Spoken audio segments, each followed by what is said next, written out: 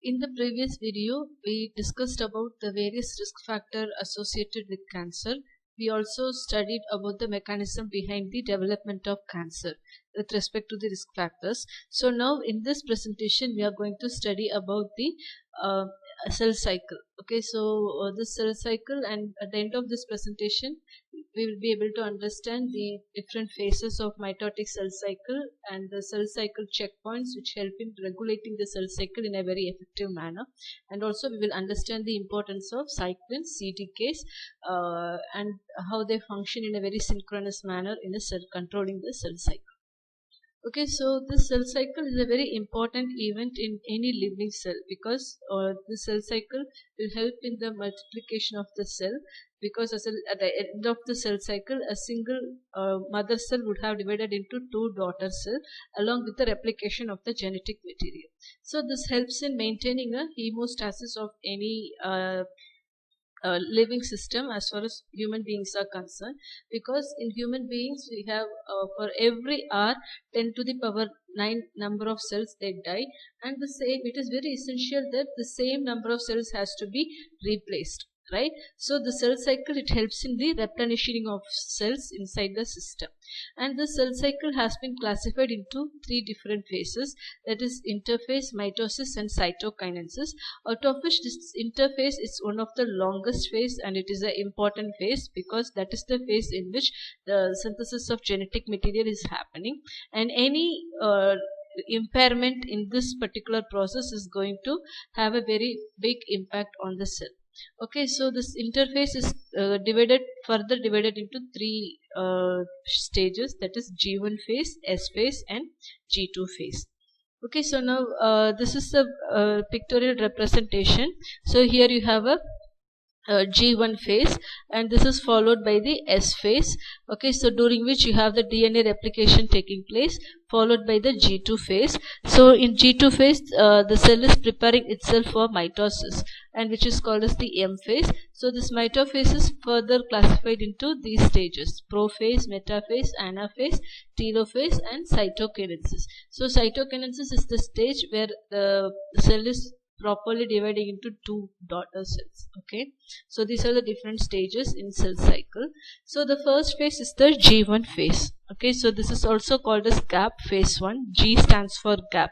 Okay, so this is also called as pre-synthesis phase. So this is this occurs after an active cell division. Okay, so once after a cell has divided into a two daughter cell, okay, the cell will be at rest, and once it starts receiving some other growth signal from some other growth factor binding to the receptor on the cell surface of some other cell, okay, the cell will automatically send these signals for multiplying or going for cell cycle. So that is when this phase is going to start. Okay, so during this gap one phase, this new organelles they begin to form, and also this at the end of this G1 phase, the cell would have doubled in size due to the formation of new organelles. Okay, and during this G1 phase, the concentration of cyclins, which are going to help in the regulation of the cell cycle, will start to increase gradually. Okay, and this is one of the longest phases in the cell cycle, and also there is one intermediate step between G1 phase and S phase, and that is called as the quiescent phase, or it is also called as restriction point. Okay, so this is the point at which the cell is going to decide whether it has to go for cell division or it has to stay at a dormant condition. Okay, so it's like an intermediate point where the cell is going cell will be it will be receiving the signals whether it is going for proliferation or not. So during this G0 phase, the concentration of cyclin will be in a decreased condition. So it is going to act like a stimulation of growth factor, which results in the transition to G1 phase. Okay, and then this is followed by the S phase. S phase is also called as the synthesis phase, and it takes around 6 hours for this S phase to complete. During this phase, you have the replication of genetic material happening at this phase, and then here you have the formation of complex cyclin and E. They form the complex with the CDKs, their corresponding CDKs, which help in the progression of the cell cycle. And this S phase is followed by the G2 phase, and during G2 phase the cyclins A and B are going to be very active, and this is also a phase between the S phase and metaphase, mitosis. So during this G2 phase the cell is going to increase in its volume, and also RNA synthesis happen during this particular stage of G2. And this is followed by the M phase, and we have already seen that this M phase has been classified into various stages, like starting from prophase. So in the prophase the chromosomes they start condensing, and the spindle fibers it starts to appear. Okay, so all the chromosomes they get along, it gets arranged in the center point of the cell, and then next the metaphase stage will be starting, and during which the spindle fibers they attach itself to the chromosome at the center of the cell. Okay, and then in anaphase the reorientation of the chromosome taking place, where they start migrating towards the opposite poles of the cell. And then this is followed by the telophase. During this telophase the spindle fibers it starts to break down, and the nuclear membrane it starts to appear. Okay, the chromatids have moved, the sister chromatids have moved to the opposite ends now by this telophase, and we have the formation of new nuclear membrane, and this ultimately ends in the division of cells, okay, which is called as the cytokinesis. So here if you see, you'll be able to seeing all these stages in a pictorial representation. So now this cell cycle is being controlled by some signals, okay, which are going to act like breakpoints of a vehicle. So which helps which will help in the progression of the cell cycle, or whether to stop the cell cycle then and there to undergo some changes. Okay, so this control mechanism, if we say, all these things are going to be a cascade of protein phosphorylation, which is going to help in the progression of the cell cycle from one stage to the next stage. Okay, so here if we see, this cell cycle control mechanisms will be activated only when the genetic material which is getting replicated is having some damage in it, when it is either under replicated or whether there is a DNA damage. This kind of checkpoints will be activated so as to these errors in the replication are being addressed, or if those errors are not being addressed, then the cell will further decide for the next step, either to go for cell division or to go for cell death process, so that the daughter cell doesn't get any faulty genetic material. Okay, so these are the different checkpoints. Okay, so we have the different stages on the inside. Okay, so the most important of the checkpoints are the G1 S phase checkpoint. Okay, so here if you see the G1, and between these two phases you have a checkpoint over here, and then between S and G2 we have a checkpoint. Okay, and also between G2 and M phase we have a checkpoint. Okay, so here also the same thing has been explained. Okay, so what is the G1 checkpoint? This generally all these stages they have been classified into two types. One is the early phase and then the later phase. So in early phase we have like G1 phase, means in G1 phase you have a early G1 and the late G1. Like in S phase you have early S phase and a late S phase.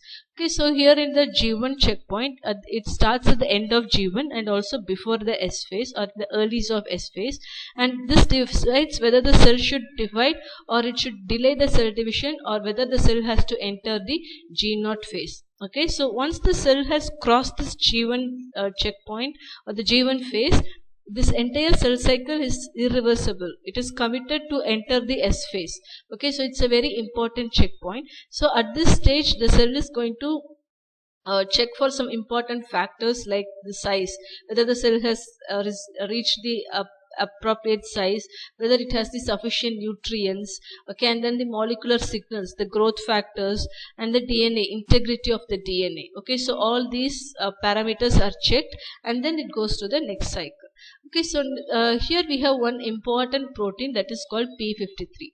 This P53 is called as the guardian of cell cycle, and it also triggers the production of some CKI. So the CKI is called as the cyclin dependent kinase inhibitors. Okay, so they are going to be like antagonistic in nature. CKIs, they are antagonistic, which is going to inhibit the cell cycle by uh, inhibiting the activity of cyclin and CDKs. Okay, so the main function of this P53 is to activate this CKI so that the cell is going to stop cell cycle.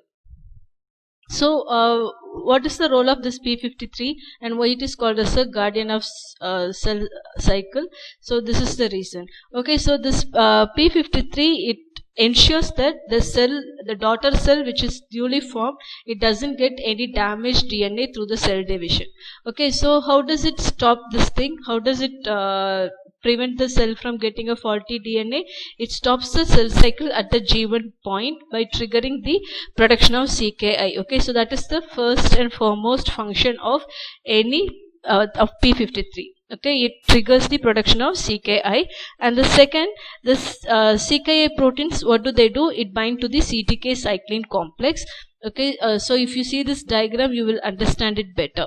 So if the DNA damage is not fixable by any of the DNA repair mechanism, then again this P53 will play its final role by triggering the apoptosis. Okay, so if we have the damaged DNA over here, which triggers the expression of P53 protein. This P53 protein, first it will activate the CTK inhibitor. So the CTK inhibitors, they go and bind to the cyclin dependent kinase and the cyclins which are present at that particular stage. So because this is a G1 and S phase, we have marked it as G1 S cyclin. Okay, and then what will happen now? The CTK and cyclin complex will be inactivated because of this inhibitor, and the cell is going to pause right at the G1 phase. Okay, so that's the function of this P53. So this P53 form of mutation, the mutation in this P53 gene is found in many forms of cancer. Okay, so again this is the same thing. Either this thing will halt the cell at cell cycle at the G1 point, or it will promote DNA repair, which is going to be activated, and then you have the apoptosis which is being triggered. Okay, so these are the three main functions. And if this P53 is in a non-functional mode, the cell cycle will be continuing forever. Okay, rest of the process functions will be stopped, or it will not happen at any case. Okay. And next you have the G2 checkpoint. Okay, so this G2 checkpoint, it's an additional checkpoint before M phase, where it is going to check for the DNA integrity and the DNA replication. And here the DNA repair system is activated only after detection of the errors in the replication process. And if the DNA damage is irreparable, then again the cell cycle will stop and it will result in apoptosis. And the next is the M checkpoint. In M checkpoint, the cell is going to check for the spindle fibers. Okay, whether the spindle fibers have formed or not, and whether all the sister chromatids have attached itself to the spindle fiber or not. Okay, so that is what will be checked here in the M phase. Okay, so I stop here. In the next class, we will move on to the cyclin and cyclin dependent kinases, which are going to be the cell cycle regulators. Okay, thank you.